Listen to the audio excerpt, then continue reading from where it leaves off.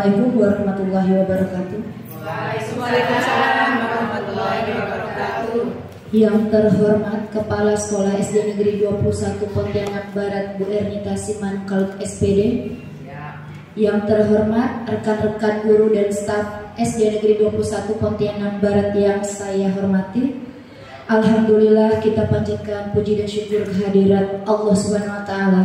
Karena berkat rahmat dan hidayahnya kita bisa berkumpul dalam ruangan ini dalam kegiatan diseminasi modul 1.4 budaya positif. Kemudian tidak lupa sholawat serta salam kita curahkan kepada junjungan kita Nabi Muhammad SAW yang telah mengantarkan kita dari zaman jahiliyah menuju terang benderang. Bapak Ibu yang saya hormati, adapun tujuan dari kegiatan hari ini yaitu untuk memenuhi tugas aksi nyata Ibu Filzah Rahmawati SPD pada kegiatan program guru penggerak angkatan 9. Untuk mengefisienkan waktu, langsung saja kita saksikan pemaparan dari Ibu Filzah. Waktu dan tempat saya persilakan.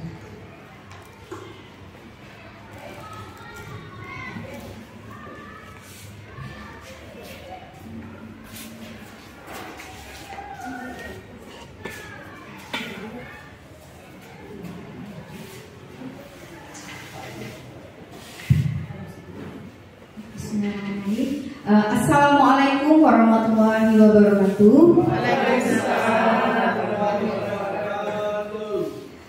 Selamat siang dan salam sejahtera untuk kita semua. Selamat siang.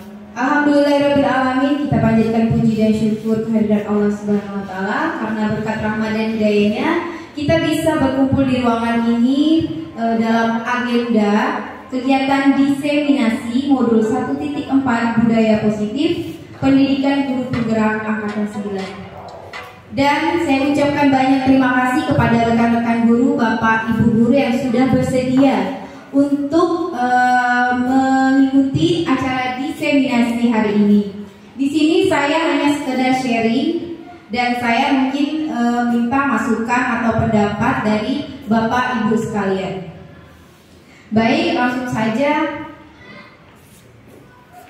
Adapun agendanya yang pertama yaitu pembukaan yang tadi sudah dibuka oleh Ibu Ayu. Kemudian ada penyampaian tujuan, kemudian penyampaian materi budaya positif, dan umpan balik, tanya jawab, refleksi, dan penutup.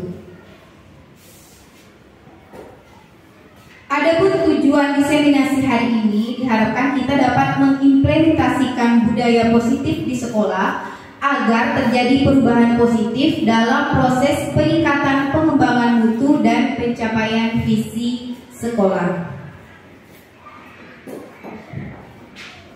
Nah, oke. Biasanya kalau pagi-pagi itu Bu Mer menyampaikan yel-yel untuk anak-anak. Nah, di sini saya juga punya yel-yel. Ketika saya menyebutkan SD 21, Bapak Ibu boleh menjawab cerdas, berkarakter, yes, yes, yes. Oke, bisa ya Bapak Ibu sekalian? Oke. Saya mulai. SD 21 cerdas, berkarakter, yes, yes, yes. Oke, tepuk tangan dulu untuk kita semua. Baik, karena ini siang hari, mungkin ya biasa kalau siang hari ini bawaannya ngantuk ya, ngantuk lemas. Nah, biar tambah semangat, saya mau ngajak Bapak Ibu ber-ice breaking. Nah, biasa di kelas saya kalau siang hari itu anak-anak pada lemas. Nah, saya ajak ice breaking dia jadi semangat. Oke? Kita ice breaking sebentar, Bapak Ibu boleh berdiri. Ini agak banyak gerakannya ya.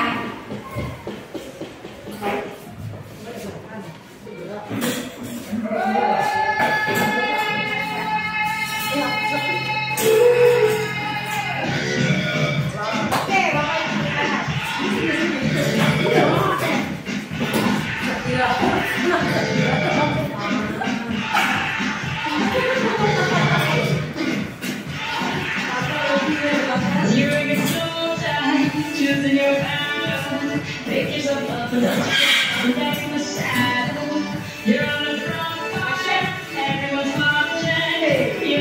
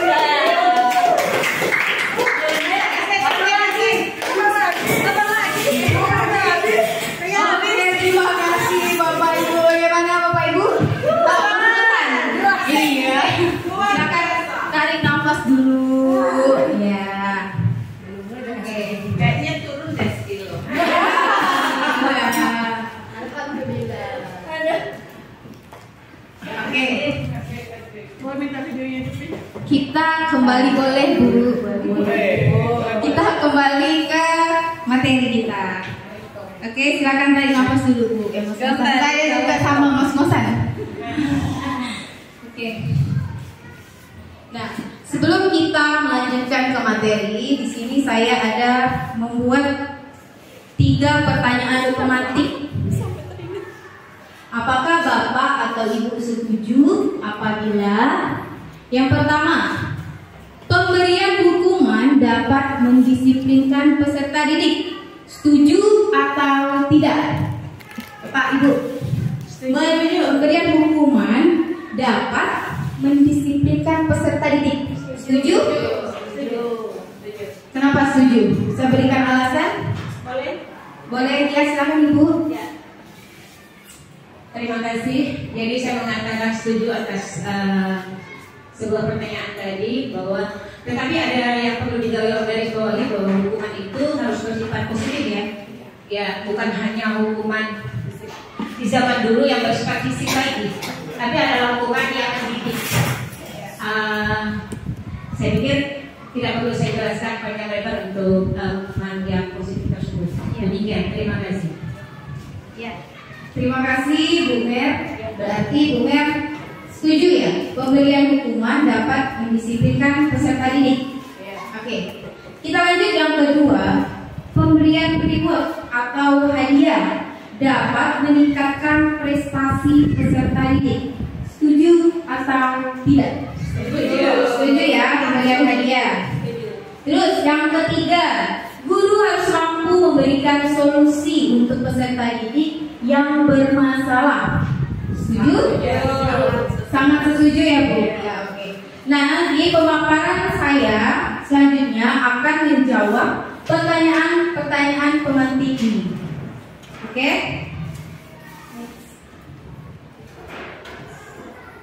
Nah, sekarang kita masuk kepada budaya positif. Bapak Ibu pernah dengar kata budaya positif? Pernah dengar Ibu? Pernah ya? Oke. Di sini budaya positif di sekolah sangatlah penting untuk mengembangkan peserta didik yang memiliki karakter kuat dan berakhlak sesuai profil pelajar Pancasila, seperti yang dicetuskan sebagai pedoman untuk pendidik di Indonesia.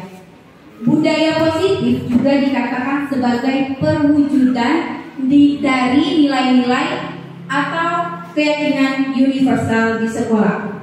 Nah, di sini yang saya tekankan adalah nilai-nilainya, nilai-nilai budaya positif. Di sini nilai-nilai atau keyakinannya itu bersifat universal atau meluas, tidak hanya di sekolah. Nanti peserta didiknya itu bisa menerapkan nilai-nilainya itu di luar sekolah juga, bahkan sampai mereka nanti tamat SD, SMP, SMA, bahkan kuliah. Ya. Nah, positive vibes atau budaya positif ini memiliki 6 strategi yang akan kita capai. Yang pertama yaitu disiplin positif. Kemudian yang kedua yaitu kebutuhan dasar manusia.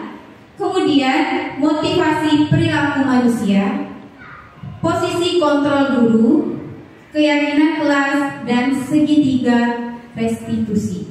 Oke, dari 6 strategi ini ada tidak kata-kata atau kalimat yang asing buat Bapak Ibu? Dari segitiga restitusi. Iya, yang segitiga. Iya, segitiga restitusi. Oke, nanti saya akan menjelaskan satu-satu dari disiplin positif sampai dengan segitiga restitusi. Sebenarnya segitiga restitusi ini sering dilakukan oleh Bapak Ibu. Cuma Bapak Ibu itu tidak sadar, tidak tahu kalau itu tuh artinya tuh kita ya menggunakan segitiga restitusi. Nah, udah hilang belum ngos-ngosannya? Kita mau bermain sebentar aja ya. Ini permainannya berpasangan ya, Bapak Ibu. Oke, silakan berdiri dengan pasangannya. Dengan pasangannya. Nah, oke. Ini pasanganku begini. Ya, boleh gitu Bu. Nah di sini Chandra pasangannya Andri. ini kita akan bermain kepalan tangan. Anda dan teman Anda akan melakukan kegiatan cobalah buka. Oke. Nah di sini tugas Anda adalah melepaskan salah satu tangan Anda dan coba Anda bayangkan bahwa Anda menyimpan sesuatu yang sangat berharga. Satu teman Anda, terserah siapa, mengepal tangannya dan itu yang dikepalnya itu adalah barang yang sangat berharga. Tidak boleh diminta sama kawannya, tidak boleh. Tidak boleh diambil sama kawannya, tidak boleh. Nah, ya. Nah, terus Anda perlu menjaga benda tersebut sekuat tenaga Anda karena begitu pentingnya untuk kehidupan Anda. Nah, tugas yang melekat Anda adalah, nah yang satunya mencoba membuka kepalan tangannya. Misalnya Bu Intan mengepal tangan, Bu Ija mencoba membuka. Dipujuk lah Bu Intan tuh, misalnya Bu Intan, nanti saya traktir es krim, buka lah Bu Intan tangannya kayak gitu ya. Dipujuk kawannya. Kira-kira kawan ini bakalan buka nggak kepalan tangannya? Karena ini barang berharga sekali. Sampai orang pun nggak boleh megangnya. Seperti itu ya. Oke? Nah sekarang silakan dicoba. Silakan. Oh yang pujuk. Dipujuk ya, boleh dipujuk lah Ibu. Siapa tahu? Boleh nanti saya traktir es krim. Dan yang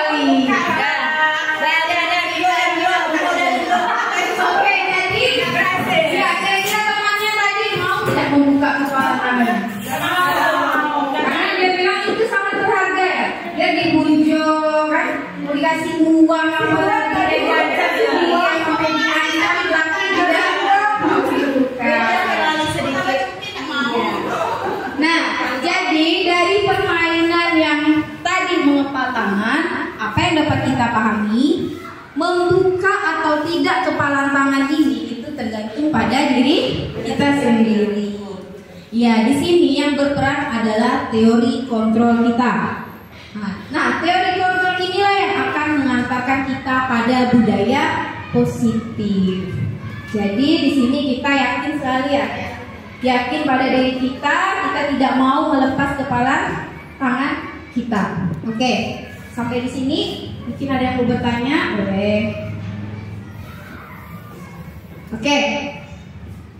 Nah, meluruskan teori kontrol tadi ya. Nah, Dr. William Glasser melalui choice theory meluruskan beberapa miskonsepsi.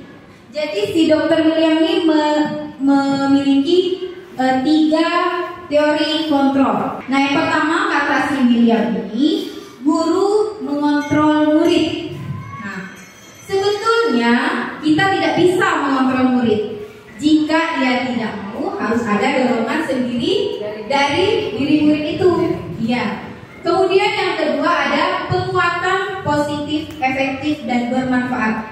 Nah, semisal rujukan dan nasihat-nasihat, jika terlalu dalam murid bisa ketergantungan dan tidak mandiri dalam mengontrol dirinya.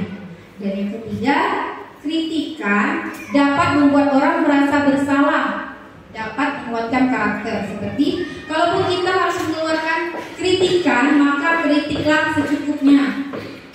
Dan kritikan tersebut harus membangun, bukan membuat murid menjadi tidak percaya diri. Ya, kita mengkritik murid kan biasa kan, buatlah kritikan yang membuat mereka semangat. Iya, memotivasi, benar sekali. Nah, sekarang kita masuk ke disiplin positif. Disiplin itu berasal dari kata disiplina yang berarti belajar. Nah, jika bapak-bapak ibu mendengar kata disiplin, menurut bapak ibu disiplin itu apa sih? Disiplin sesuai aturan. Ya, sesuai aturan ya. Apa tertib ya, sesuatu yang harus dipatuhi ya. Oke, ya. Banyak orang yang memaknai disiplin sebagai sesuatu yang dilakukan seseorang pada orang lain untuk mendapatkan kepatuhan dan memiliki kecenderungan ketidaknyamanan, serta sering dihubungkan dengan tata tertib yang berkaitan dengan sanksi dan hukuman bagi yang melanggarnya. Nah, di sini tujuan disiplin itu untuk menumbuhkan kesadaran serta memberdayakan peserta didik tanpa penghargaan, ancaman atau hukuman. Nah, coba ingat tadi pertanyaan pemantik pertama saya, apakah hukuman, masih ingat tidak Bapak Ibu? Dapat mendisiplinkan siswa. Nah, kira-kira terjawab tidak? Ternyata tujuan disiplin ini kita tidak tanpa penghargaan, tanpa ancaman atau hukuman. Nah, berarti jadi yang pertama tadi kira-kira salah atau enggak? Berarti iya, jadi kita itu mendisiplinkan peserta didik itu tidak harus dengan cara hukuman atau penghargaan, apalagi ancaman. Oke. Nah, di sini tujuan kita menciptakan disiplin positif adalah anak-anak akan memiliki nilai-nilai kebajikan universal dan motivasi intrinsik atau motivasi dari dirinya sendiri dalam melakukan perubahan ke arah yang lebih baik.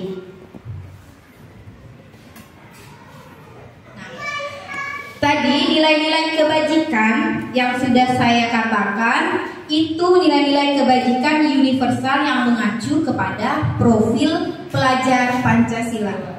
Pasti kita sudah tahu ya profil pelajar Pancasila, apalagi yang sudah menggunakan kurikulum Merdeka. Nah, di sini profil pelajar Pancasila terdiri dari 6. Pertama, beriman, bertakwa kepada Tuhan Yang Maha Esa dan berakhlak mulia.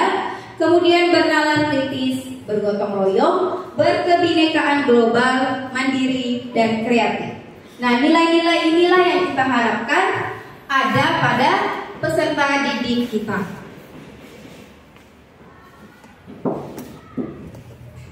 Nah, kemudian yang kedua yaitu teori motivasi perilaku manusia. Oke. Nah, motivasi manusia itu ada dari eksternal maupun dari internal. Eksternal dari luar, internal dari dalam diri kita sendiri. Yang pertama, untuk menghindari ketidaknyamanan atau hukuman. Apa yang akan terjadi apabila saya tidak melakukannya? Nah, misalnya apa yang akan terjadi jika saya tidak mengerjakan PR? Nah, itu kan karena motivasi eksternal. Nanti saya dimarah oleh guru, seperti itu. Nanti saya dihukum oleh guru.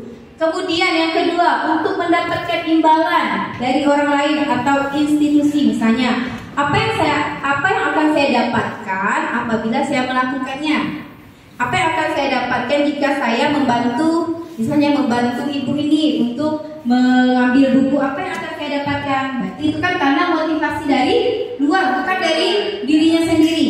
Nah, kemudian yang ketiga, motivasi internal. Nah, di sini untuk menghargai diri sendiri. Saya akan menjadi orang yang seperti apa bila saya melakukan. Misalnya, saya akan menjadi pintar jika saya rajin belajar. Itu kan karena motivasi diri dia mau jadi pintar, makanya dia belajar seperti itu. Jadi teori motivasi perilaku manusia itu ada dari eksternal dan dari internal. Nah, di sini di disiplin positif tujuan kita yaitu menimbulkan motivasi internal terhadap peserta didik kita. Oke, sampai sini mungkin ada yang ingin bertanya atau apa, dipersilakan. Oke, tadi kita kembali lagi ke hukuman dan konsekuensi. Konsekuensi, pernah dengar pasti ya, hukuman, konsekuensinya apa, ininya apa gitu ya. Nah, di sini hukuman konsekuensi, mana yang lebih efektif? Hukuman adalah tentang mengendalikan seorang anak, merubah pola pikir anak tentang dirinya sendiri. Dengan memberikan hukuman, membuat anak akan merasa bersalah, ataupun sebaliknya, anak akan merasa bahwa orang tuanya tidak sayang dengannya. Kemudian kalau konsekuensi fokus pada mengajarkan anak bagaimana bertingkah laku lebih baik untuk kedepannya. Dengan memberikan konsekuensi pada anak, mereka bisa membedakan mana tindakan yang lebih baik dan buruk. Nah, jadi mana yang lebih efektif antara hukuman dan konsekuensi menurut Bapak Ibu? Ya, antara hukuman dan konsekuensi. Hukuman itu lebih membuat anak menjadi seperti apa tuh? Bersalah, merasa dia tidak dikasih sayang. Nah, kalau konsekuensi ini kita memberikan mereka solusi. Konsekuensinya apa yang bisa dilakukan? Misalnya seperti itu. Misalnya anak itu tidak mengerjakan PR, konsekuensinya apa? Mungkin kita hukum dia kan? Pulang saja, mungkin kita kasih konsekuensi. Mungkin nanti jam istirahat kamu mengerjakan PR-nya ya, tidak usah istirahat, mungkin seperti itu. Itu kan bisa dikatakan konsekuensi bernilai positif, ya, benar sekali. Nah, di sini saya sudah membedakan antara hukuman dan konsekuensi. Hukuman sesuatu yang menyakitkan, sedangkan konsekuensi sesuatu yang harus terjadi. Kemudian hukuman itu paksaan, kalau konsekuensi itu ada stimulusnya, ada tanggapan. Kalau hukuman konsep diri yang buruk, konsekuensi konsep diri yang baik. Dan ibu bapak ibu boleh membacanya di depan. Kemudian kalau hukuman itu marah, rasa bersalah, dipermalukan, pasti ya, merasa tak dihargai. Kalau konsekuensi kehilangan hak, juga tidak nyaman, tapi hanya dalam sementara.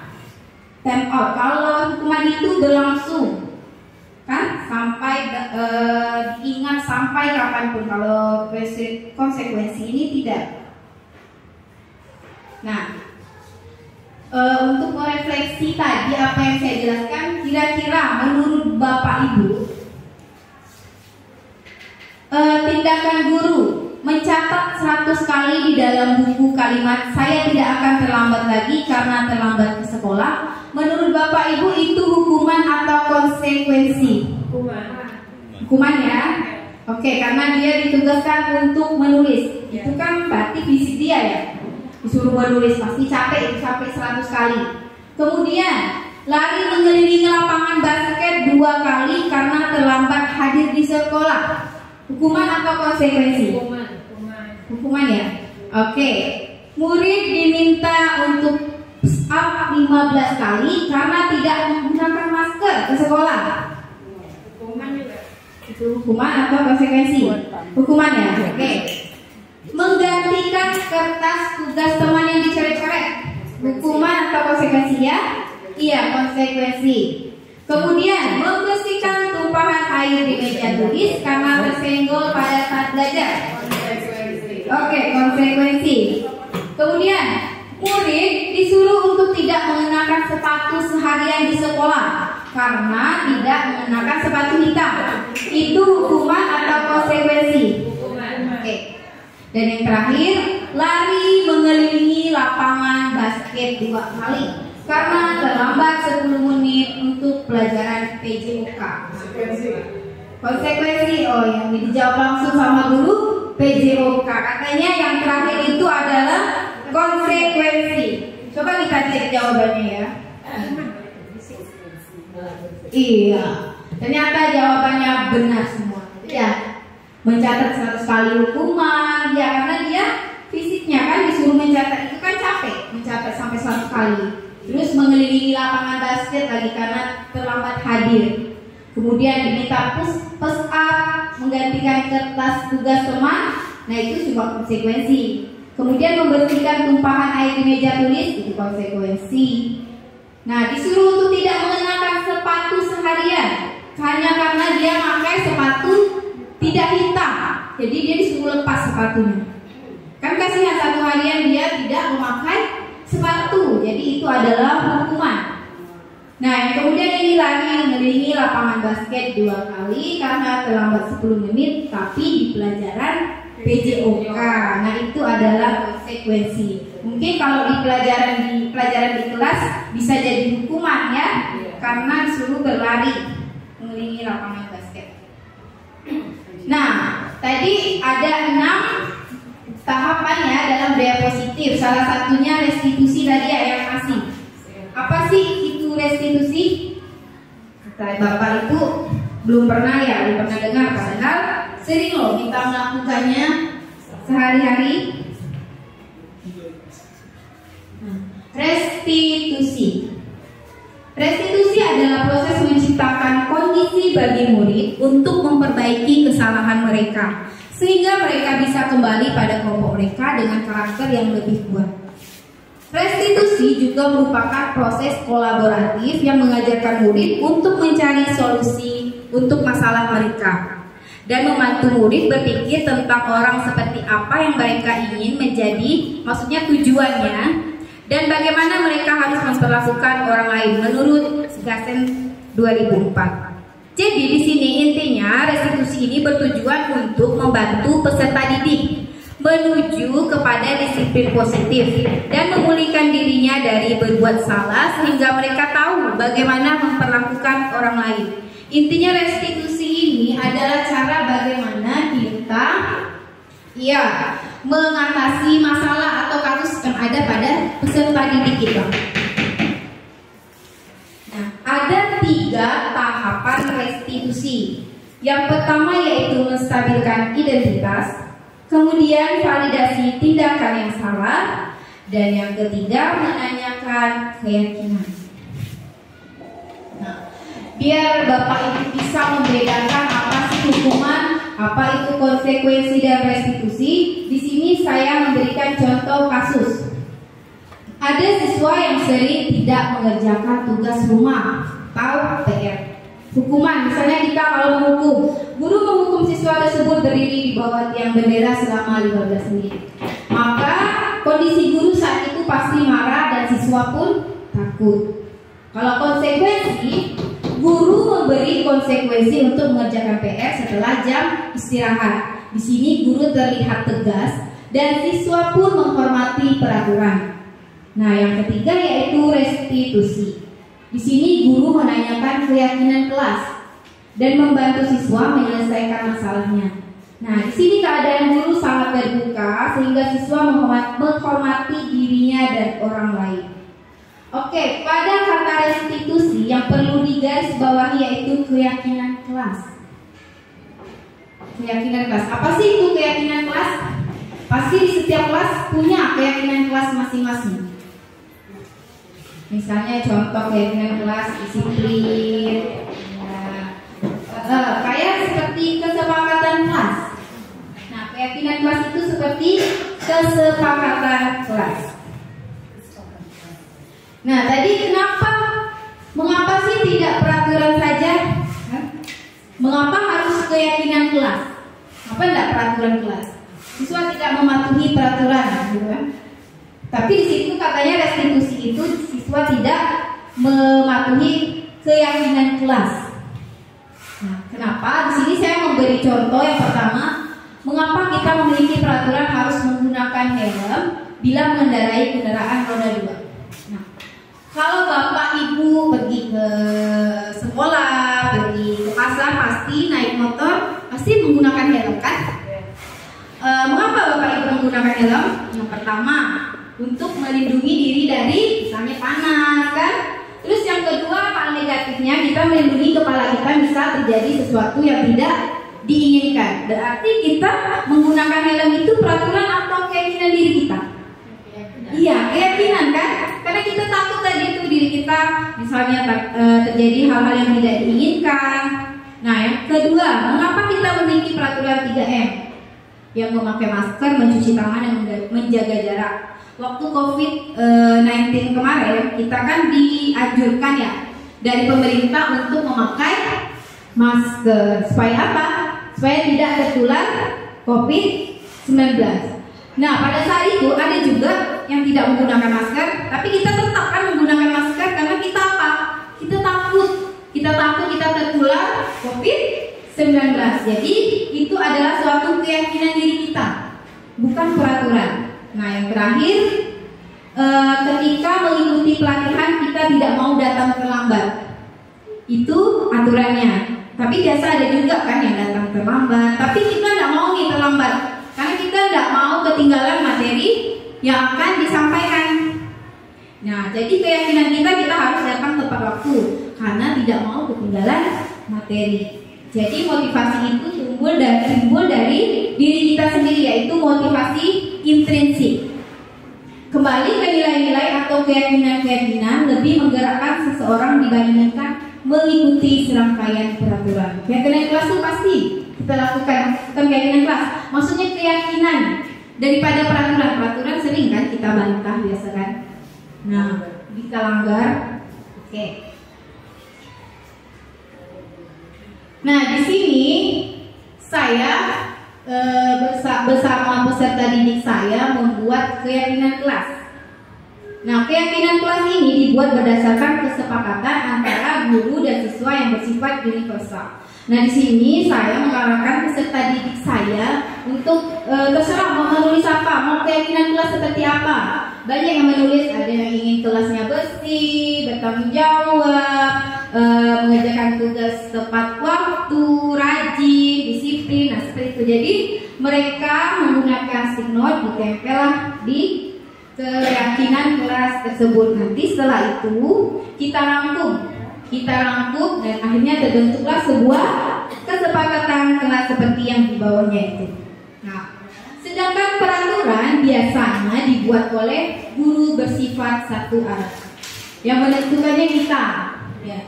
Jadi itulah dia peraturan dan keyakinan kelas. Nah, seperti tadi saya membentuk keyakinan kelas pertama dengan mencurahkan ide. Biar peserta didik kita mengeluarkan idenya. Dia inginnya kelas seperti apa, dia mau kelasnya seperti apa. Kemudian kita catat semua masukannya. Seperti tadi mereka menempelkan stick note di depan. Kemudian kita mengganti kalimat negatif ke positif. Maksudnya kalimat negatif di sini misalnya dia ingin kelasnya tidak ribut. Kalimat positifnya ingin kelas yang tertib. Seperti itu. Kalimat negatif berubah ke kalimat positif. Kemudian kita tinjau ulang, kita setujui dan hasilnya ditempel di dinding kelas sehingga peserta didik bisa mengingat dan membaca apa keyakinan kelas mereka. Kemudian yang keempat yaitu kebutuhan dasar manusia. Yang pertama, bertahan hidup. Di sini memerlukan makanan, pakaian, tempat tinggal, keamanan dan kesehatan. Kemudian yang kedua, kasih sayang dan diterima. Rasa diterima, dipedulikan, berbagi, kerjasama. Kemudian penguasaan.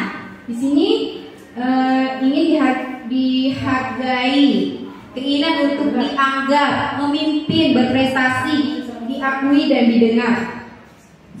Kemudian yang keempat yaitu kebebasan. Di sini mandiri, memiliki pilihan, mencoba hal yang baru, mampu mengendalikan dirinya.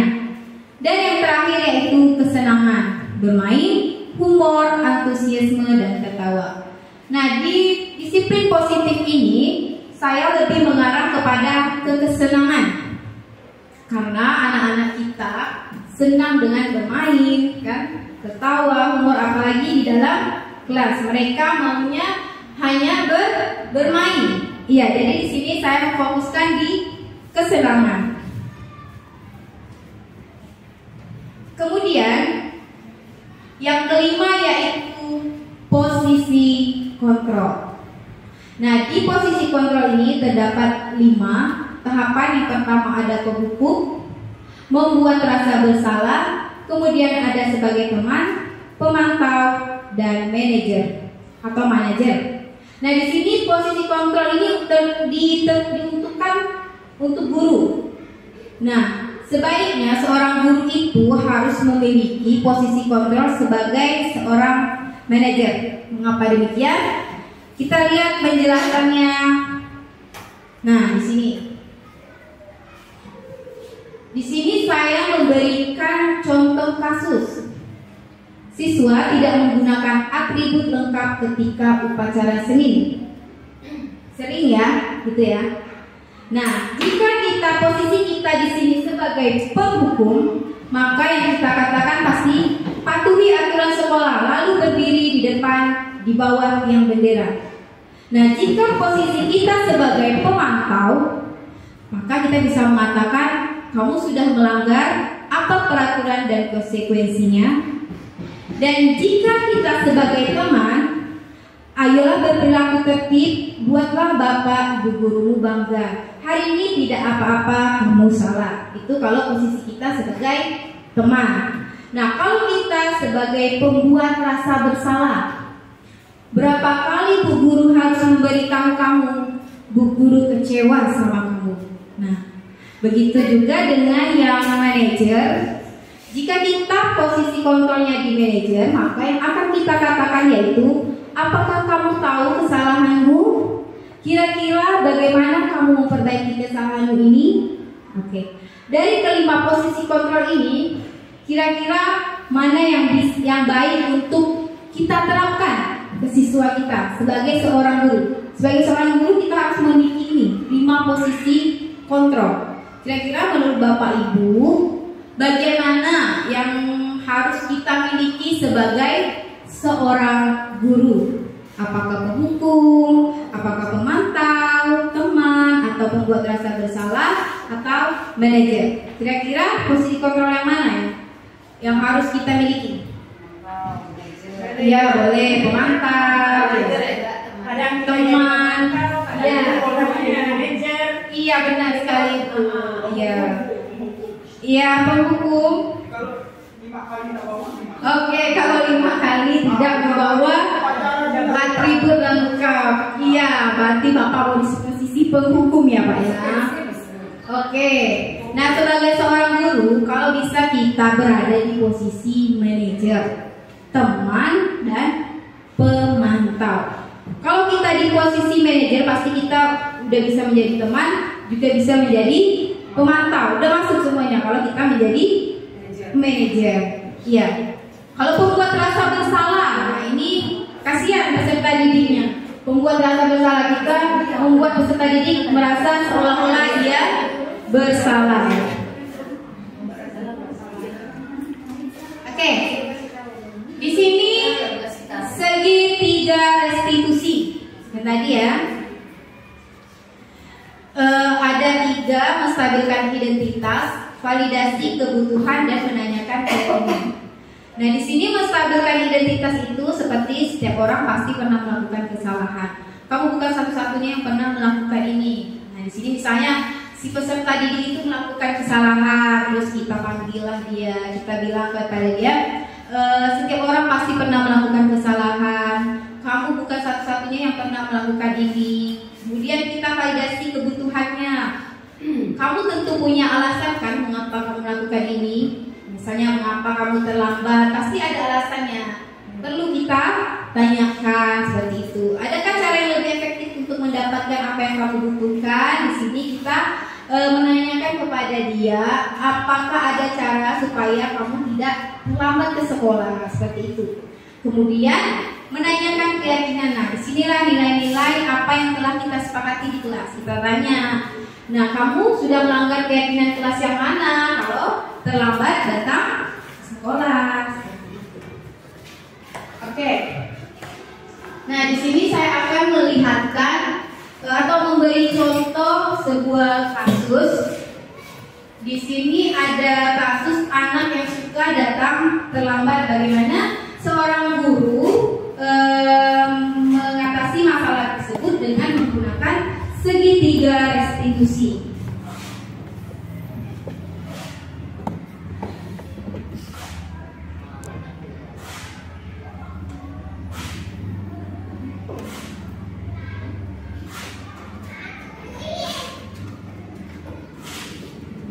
Sebentar ya Bapak Ibu, soalnya ada yang butuh. Nah, di sini saya mengambil ini tugas juga, salah satu tugas demonstrasi kontekstual. Di sini saya disuruh untuk membuat video tentang suatu kasus. Nah, di sini saya ambil kasus anak yang suka datang terlambat ke sekolah. Bagaimana cara kita menangani anak tersebut dengan cara segitiga restitusi? Yang pertama yaitu menstabilkan identitas. Nah, kamu tahu kenapa ibu manggil kamu ke sini? Dari rumah ke sekolah jam iya. Kamu tahu kita di sekolah ini maksudnya jam berapa? Nah, berarti itu tandanya Madan datangnya terlambat atau tidak? Nah, terlambat ya. Menurut Madan, terlambat itu perbuatan baik atau tidak? Tidak benar sekali. Nah, oke, tidak apa-apa Madan. Wajar, semua orang pasti. Oke, yang pertama tadi itu menstabilkan identitas. Nah, kita tanya dulu apa kabarnya, kan? Kita ngomong dulu baik-baik. Mengapa Madan bisa datang terlambat? Nah, kemudian yang kedua yaitu validasi tindakan yang salah. Apa saja yang harus kita melakukan kesalahan. Ibu juga pernah terlambat datang ke sekolah sama seperti Madan. Sekarang coba Madan cerita, kenapa Madan bisa datang terlambat ke sekolah? Saya bermain PS, tidak apa-apa, semua anak pasti juga ingin bermain ya. Tetapi kalau dalam bermain itu kita harus juga melihat waktu. Jangan bermain berlebihan sampai larut malam, sampai tidurnya tengah malam. Jadi pergi ke sekolahnya terlambat. Nah, dulu di awal-awal pembelajaran, dan dengan teman-teman kelas pernah membuat satu keyakinan atau untuk tahap yang kedua tadi kita tanya dia kan, mengapa Madan melakukan kesalahan tersebut? Mengapa Madan bisa terlambat? Ternyata dia suka bermain PS sampai larut malam sehingga dia datang terlambat. Nah, kita bilang kepada dia, semua anak juga pasti senang bermain. Kan kita yakinkan dia dong nih. Semua anak itu emang pasti senang bermain, tapi kita harus juga mengingat mengingat waktu, jangan bermain sampai larut malam sehingga terlambat pergi ke sekolah. Nah, yang terakhir kita menanyakan keyakinan. Ya, ada nggak satu keyakinan atau kesepakatan jelas yang ada di mana? Yang mana itu? Selamat bersekolah, kita harus mengatakannya. Oke, nah sekarang tindakan kamu datang terlambat sudah sesuai tidak dengan keyakinan kelas yang kita berpengalaman sama? Iya, jadi menurut Madan, keyakinan apa yang kurang sesuai dengan tindakan Madan? Disiplin, Bu. Iya benar sekali, disiplin. Apa kamu meyakini sikap disiplin itu penting sekali buat kamu, Madan? Sekarang, hal apa yang akan Madan lakukan agar tidak terlambat lagi datang ke sekolah? Saya akan tidur lebih awal. Bu, saya akan menghadiri main tenis. Kira-kira kamu akan bermain dari jam berapa sampai jam berapa? Saya akan bermain ketika selesai belajar hanya 1 jam saja. Nah, kapan dong kamu mulainya? Hari ini, Hari ini ya. Baik, Madan akan melakukan perbaikan mulai hari ini menjadi anak yang lebih baik lagi. Memasuki keyakinan kelas yang sudah disepakati bersama ya. Siap menjadi anak yang lebih baik lagi? Oke, ya sudah, sekarang silakan kamu pulang. Mohon maaf, ibu sudah membuat kamu pulang siaran hari ini ya. Tidak apa-apa ya, Madan ya. Semoga kamu bisa menjadi anak yang lebih baik lagi ya, Madan. Oke, di tahapan yang terakhir yaitu keyakinan kelas, kita tanyakan kepada peserta didik kita, apa keyakinan kelas yang sudah kamu langgar, kira-kira apa konsekuensinya dan apa yang akan kamu lakukan untuk memperbaiki kesalahan yang sudah dilakukan. Seperti yang dikatakan Madan, dia akan mencoba berubah, katanya tadi ya. Dia akan bermain hanya 1 jam saja dan akan dimulainya pada hari itu juga. Oke, baik. Sampai di sini, apakah ada yang ingin bertanya, Bapak Ibu? Saya persilahkan. Dari kasus 1 tadi ternyata bisa kita pecahkan dengan segitiga restitusi. Oke, dilarang menggunakan narkoba. Nah, itu kata Ibu Intan apa? Tanggung jawab. Oke, bergantian atau menunggu giliran. Tertib atau disiplin boleh. Gunakan masker. Tanggung jawab. Oke, disiplin. Ya, boleh. Jangan berlari di kelas atau koridor. Biasa kita larang. Jangan lari anak-anak. Tertib. Sekarang kita lihat kunci jawabannya. Seng-seng. Oke. Nah, ternyata keyakinan kelas itu banyak ya. Tanggung jawab, menghormati orang lain, berkomitmen. Nah, dalam melakukan kekerasan itu keselamatan. Kesehatan juga termasuk nilai kebajikan. Kemudian menghormati orang lain, bersabar, kesehatan, keselamatan, dan keamanan. Jadi nilai-nilai kebajikan itu banyak sekali. Makanya nilainya itu bersifat universal atau meluas. Jadi bisa dipakai tidak hanya di lingkungan sekolah. Di lingkungan luar nanti anak-anak juga bisa menerapkan nilai-nilai kebajikan tersebut. Oke, sampai di sini mungkin ada yang ingin bertanya atau memberi saran atau memberi tanggapan, saya persilakan. Apakah penjelasan saya sudah cukup jelas atau masih ada yang perlu dibahas atau diulangi, Bapak Ibu? Ayo.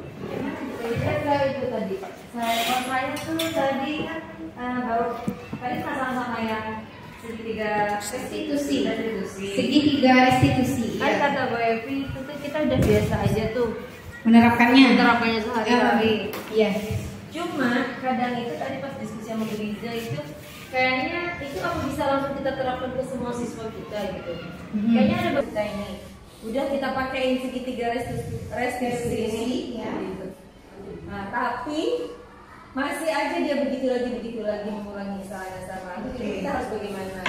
Oke ya, terima kasih Ibu Intan. Nah, di sini pasti ya kita memiliki peserta didik yang jika dikasih tahu, diberitahu nggak umpan ya, sampai kasus memecahkan kasusnya sampai menggunakan segitiga restitusi, dia tetap aja melakukan kesalahan yang sama ya.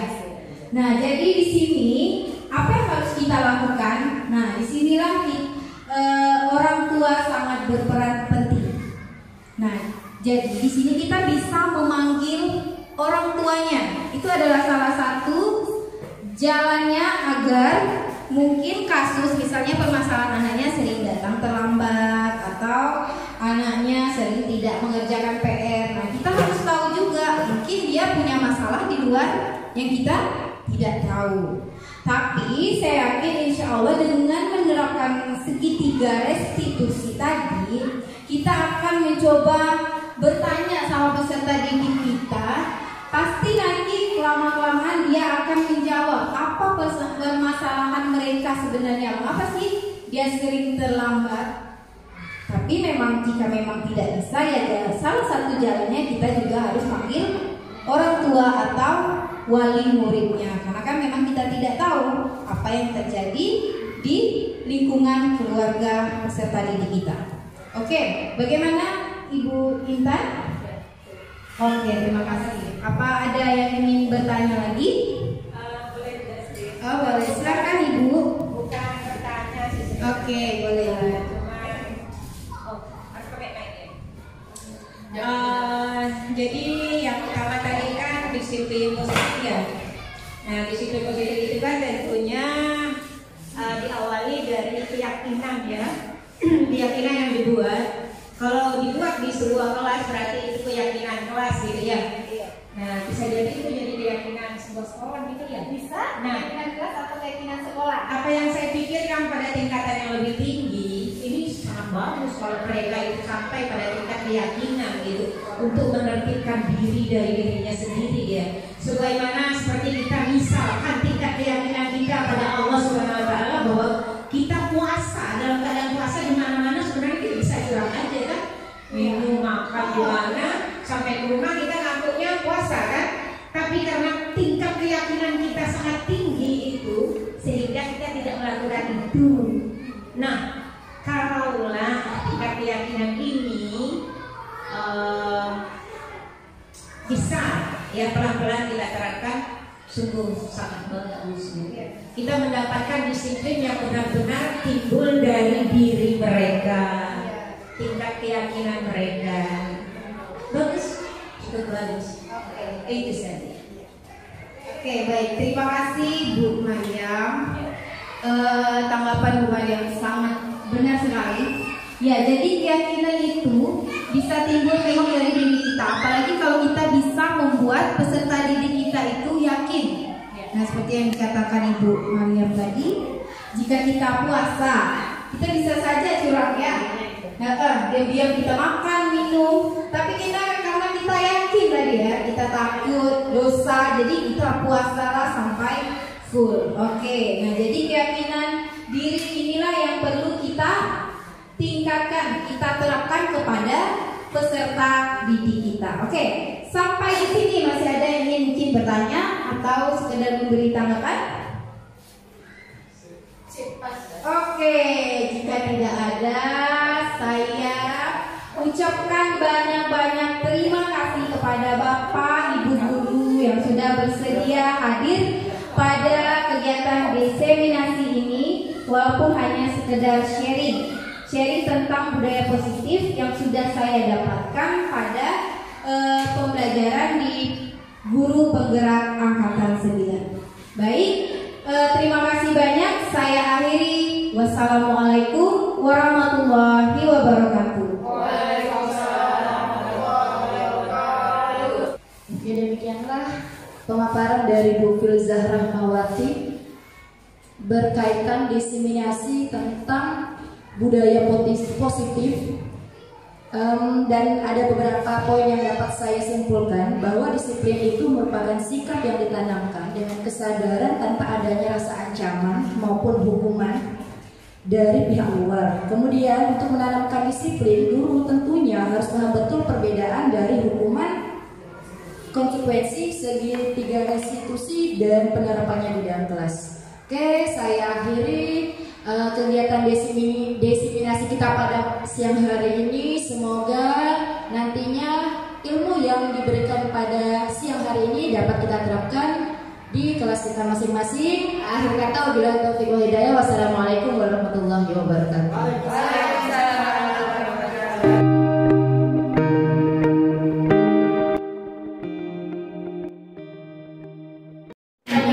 Oke, nah nanti kalian akan menempelkan stick note-nya di sini ya. Oke, ibu akan tempel di depan. Sampai dari sini sampai. Oke ya.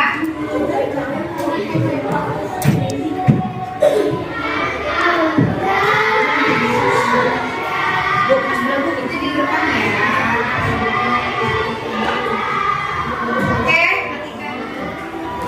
Oke, bagikan stikernya.